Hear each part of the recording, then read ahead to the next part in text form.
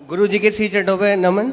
जी गुरुजी मैं दिल्ली से आया हूँ और मुझे आए हुए 1 महीना हो गया वृंदावन। गुरु जी के आज के प्रश्नोत्तरी में आप सभी का बहुत बहुत स्वागत है। चलिए सुनते हैं कि आज के प्रश्नोत्तरी में कैसे सॉल्व करते हैं अपने आए हुए जिज्ञासुओं को सवालों का और कैसे उनको सलाह देते हैं। तो वीडियो को लाइक शेयर और सब्सक्राइब जरूर कर दीजिएगा। और जब बात होती है मैं इससे कहता हूँ कि कम बात कर, लेकिन मेरे पीठ पीछे ये बात कर लेती है और जैसी ही बात होती है गुरुजी बात का बतंगड़ बन जाता है। और गुरुजी बात का बतंगड़ ऐसा बना कि एक दिन मेरे ससुराल पक्ष से पूरे के पूरे गुंडे लोग आए और गुरुजी मेरे घर में टीवी तोड़ गए, मुझे पीट गए और गुरुजी मेरे सिस्टर के बारे में अनाप शनाप बक के गए, मेरी फैमिलीज के बारे में अनाप शनाप बक के गए। गुरुजी मेरे पापा आर्मी से रिटायर्ड हैं, समाज में उनकी बहुत प्रतिष्ठा है, बहुत नाम है। गुरुजी मेरी सारी इज्जत, मेरे पिताजी की इज्जत गुरुजी पानी में मिल गई। मैंने दिल्ली छोड़ दी और मैं कभी गुरुजी दिल्ली में अपनी शक्ल नहीं दिखा सकता। मैं पेशे से योग शिक्षक हूँ, मैंने दिल्ली में केंद्रीय विद्यालय में योग कराता हूँ। गुरुजी मेरा सब बर्बाद हो चुका है, लेकिन मेरी धर्मपत्नी मेरे साथ है, इस बात का मुझे गर्व है। लेकिन गुरुजी मुझे ऐसा लगता है कि अभी तो ये बात नहीं कर रही है, लेकिन जैसे ही एक दिन इसकी अपनी मम्मी से अभी भी बात होगी वैसे ही कहीं ना कहीं ये झूठा मुकदमा, गुरुजी बहुत कोशिश करी इनके घर वालों ने इसको कन्वेंस करने की, झूठा केस कर दे। बात कराओ। राधे राधे गुरुजी। क्या नाम है आपका? नेहा। तो आप अपने पति को क्यों पिटवाना चाहती हो? मैंने नहीं पिटवाया इनको। फिर आपके ससुराल मायके वाले तो आके पीट गए इनको। कौन थे वे जो पीटने आए थे? कौन थे वो? क्या लगते थे आपके रिश्ते में? बताओ बताओ, उनको ही बताने दो। कौन थे वो? चाचा और पापा थे, आए तो बात करने के लिए थे। हाँ, फिर बताओ बताओ। गुरुजी बात हुई, इसके चाचा ने मुझे फ़ोन किया और कह रहा नेहा से बात कराओ, आपने उसे मारा पीटा है। आप इनसे बात कराओ। बेटा देखो, पिता कब तक काम आएगा और चाचा कब तक काम आएंगे। तुम जरा जाके ससुराल अपने मायके में रहने लग जाओगी ना, तो 4 दिन बाद 10 दिन बाद तुम्हारी भौजाई, तुम्हारा भाई ताने मारने लग जाएगा। जी बाप जब तक जिंदा है तब ठीक है, पर एक दिन मरना तो सबको ही पड़ता है। जी। फिर कौन सी भौजाई रह पाई अपने, कौन सी ननंद रह पाई आज तक अपनी भौजाई के पास कि तुम रह लोगी? तुम्हारा भाई है जी गुरुजी। तो भौजाई के साथ सदा गुजार लोगी जीवन? ताने मारेगी तुम्हारी भौजाई, आ गई अपने पति की तो हो ना सकी तो मेरी हो जाएगी, ऐसा ना बोले तो कह देना। बेटा नारी का पति ही सब कुछ है ना। तुम्हारे पिता ने तुम्हारा दान कर दिया, कन्यादान, अब तुम्हारा पति ही सब कुछ है। और पति को अपने मायके वालों से पिटवाओगी, यदि ऐसा कुछ हुआ तो बहुत गलत जाएगा मैसेज।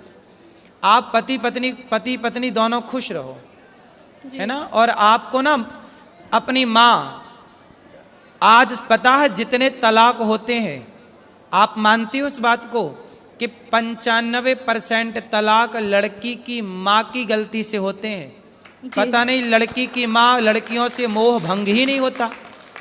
जब इतनी बात करनी थी तुम्हारी माँ को तुमसे, तो फिर ब्याह ही क्यों किया? घर पे ही रखती अपने बात, दिन रात करती तुम बात, क्या दिक्कत थी? क्यों ब्याह किया फिर? रुको बेटा रुको, तुम लियो। इसका मतलब ये हुआ, आप मानती हो उस बात को कि बहुत सारी माताओं की गलती से, माँ की गलती से बेटियों का तलाक हो जाता है? जी आप मानती हो? हाँ। उसमें से एक आप भी हो।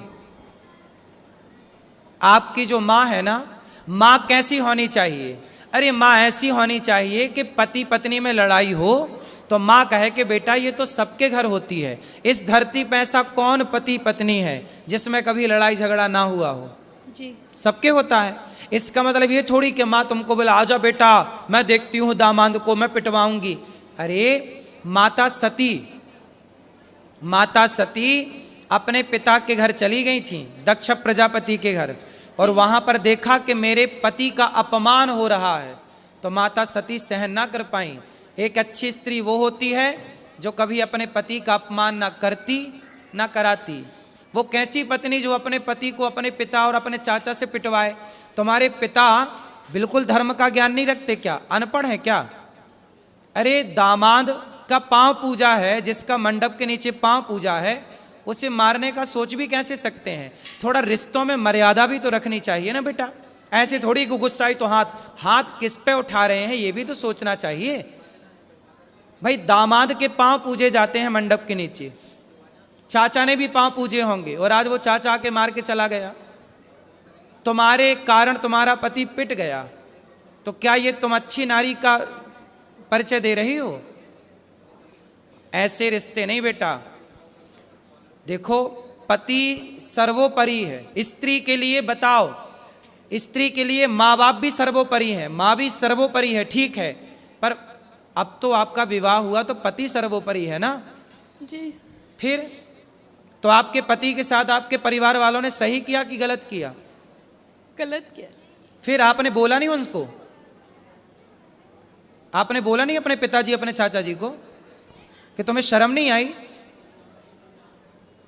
कितने साल हो गए शादी के बाद कराओ? 3 साल होंगे अभी 14 नवंबर को। 3 साल में ही पति को कुटवा दिया, गलत किया ना बेटा तुमने। ऐसे समझा दो अपने पिता को और अपने चाचा को, बोले ये जो तुम्हारी ताकत हमारे पति को मारने के लिए लग रही है ना, ये दीन दुखी की सेवा में लगाओ, कुछ दीन दुखी को भोजन पानी कराओ, ताकत है। रावण जैसों की लंका जल गई बेटा, ताकत घमंड तो रावण का नहीं चला। तो बोल देना अपने चाचा को और अपने पिता को, जी गुरुजी। है ना, कि मेरे पति को आप सुनो, आपका धर्म है कि आपको पति की तरफ खड़े होकर बोलना चाहिए, चाचा मेरे पति की तरफ आंख उठा के मत देख लेना, ये आपका धर्म कहता है। ठीक है। ठीक है, तो आप किसके साथ हो? माँ के पक्ष के पति के साथ? इनके साथ। तो पति आपके शराब पीते हैं? नहीं। गलत है? नहीं। आपको प्यार करते हैं? बस एक्सेस बोलते हैं, बहुत ज्यादा एक्सेस बोलते हैं, जरूरत से ज्यादा बोलते हैं। अभी बेटा शादी के 3 साल हुआ है, 3 साल में ना बेटा आम का पौधा लगाओ तो उसको भी 5 साल लगते हैं तब वो फल देता है। क्यों जी? आम का पेड़ कितने साल में फल देता है?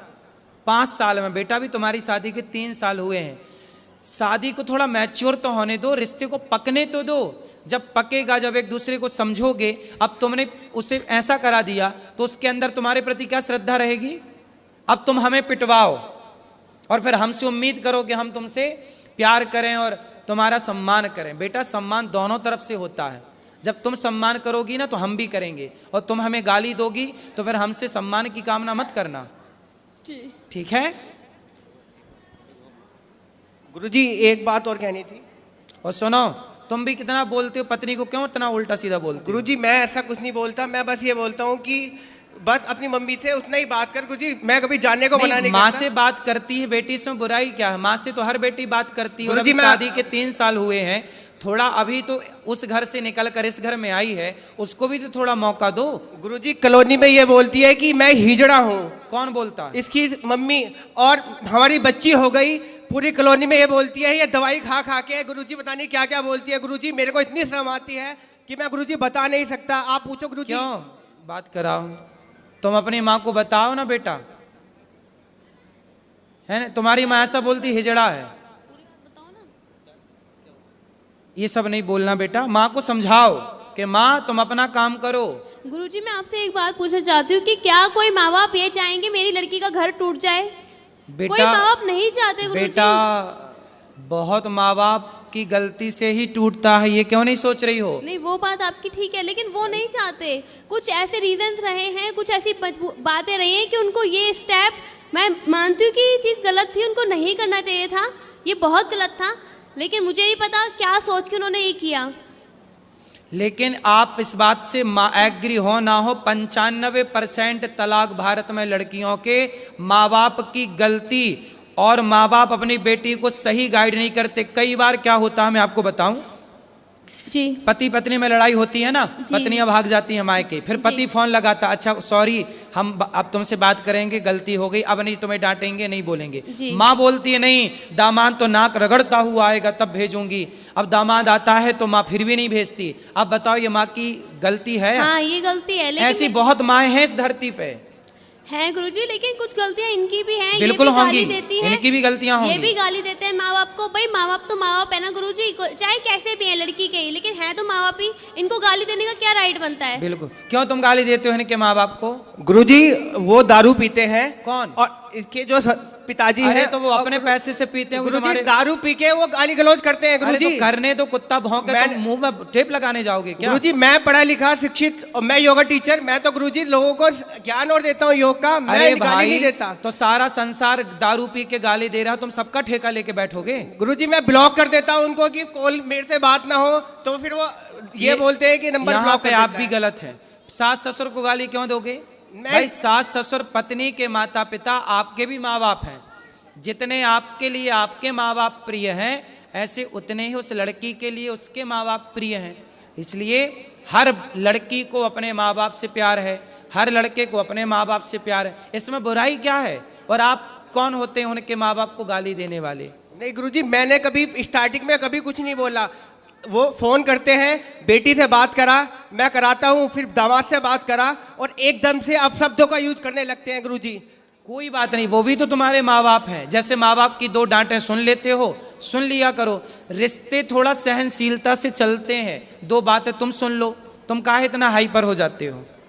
दो बात तुम्हारी सुनने की क्षमता नहीं है? अरे पत्थर को छेनी और हथौड़ों की चोट पड़ती है, तभी वो गुरुजी, पत्थर मैं भगवान बन के पूजता है। गुरुजी दो मैं बात- होली पे गया, होली पे उन्होंने फोन करके बुलाया, मैं अपने दोस्त को लेके गया ससुराल के अंदर, और गुरुजी मेरे दोस्त के आगे उन्होंने गालियां देना चालू किया। सब छोड़ो, अब प्रेम से रहो तुम दोनों, है ना? और आपस में बिल्कुल ना लड़ना। ठीक गुरुजी, राधे राधे गुरुजी।